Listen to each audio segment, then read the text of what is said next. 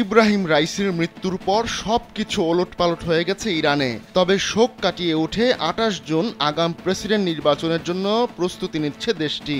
এই নির্বাচনকে ঘিরে প্রতিদ্বন্দ্বী প্রার্থীদের মধ্যে প্রতিযোগিতা শুরু হয়ে গেছে। সাবেক প্রেসিডেন্ট সহ কয়েকজন আইন প্রণেতা এই নির্বাচনে দাঁড়ানোর জন্য মনোনয়নপত্র জমা দিয়েছেন। তবে তাদের ভাগ্য ঝুলে আছে গার্ডিয়ান কাউন্সিলের হাতে।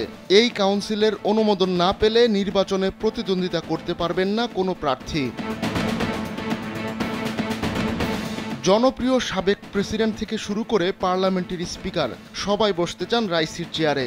এবার সেই তালিকায় যুক্ত হলেন সাবেক একজন নারী আইন প্রণেতা জোহরে ইলাহিয়ান।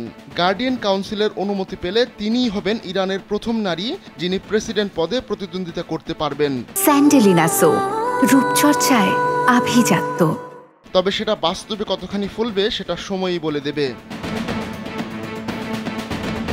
লন্ডন ভিত্তিক ফার্সি ভাষার টেলিভিশন চ্যানেল ইরান ইন্টারন্যাশনাল এক প্রতিবেদনে জানিয়েছে ৫৭ বছর বয়সী ইলাহিয়ান পেশায় একজন চিকিৎসক। তিনি পার্লামেন্টের জাতীয় নিরাপত্তা ও বিদেশ নীতি বিষয়ক কমিটির সাবেক সদস্য।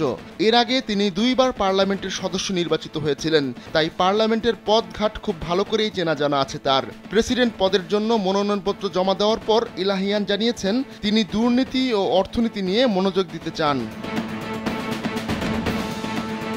ইলাহিয়ান নির্বাচনে দাঁড়াতে পারবেন কিনা তা নির্ধারণ করবে গার্ডিয়ান কাউন্সিল। তারাই সংবিধানের ব্যাখ্যা দিয়ে থাকে। এর আগেও বিভিন্ন নারীর প্রার্থিতা বাতিল করে দিয়েছিল গার্ডিয়ান কাউন্সিল। ইরানের সংবিধানের ১১৫ নম্বর ধারা অনুযায়ী প্রার্থীকে অবশ্যই রাজনৈতিক বা ধর্মীয় ব্যক্তি হতে হবে। এখানেই বিতর্কের তৈরি হয়েছে। ২০০৯ সালে জনপ্রিয় ইরানি প্রেসিডেন্ট মাহমুদ আহমাদিনেজাদ ইলাহিয়ানকে মন্ত্রিত্বের প্রস্তাব দিয়েছিলেন, তবে তিনি তা প্রত্যাখ্যান করেন। ইরানের প্রেসিডেন্ট নির্বাচনে আরও কয়েকজন কট্টরপন্থী নেতা মনোনয়নপত্র কিনেছেন।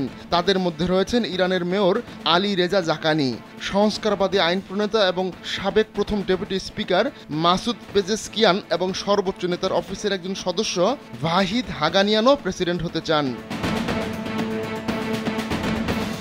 আগামী বছর ইরানে প্রেসিডেন্ট নির্বাচন হওয়ার কথা ছিল, কিন্তু গেল মে মাসে আকস্মিক হেলিকপ্টার দুর্ঘটনায় প্রাণ হারান রাইসি।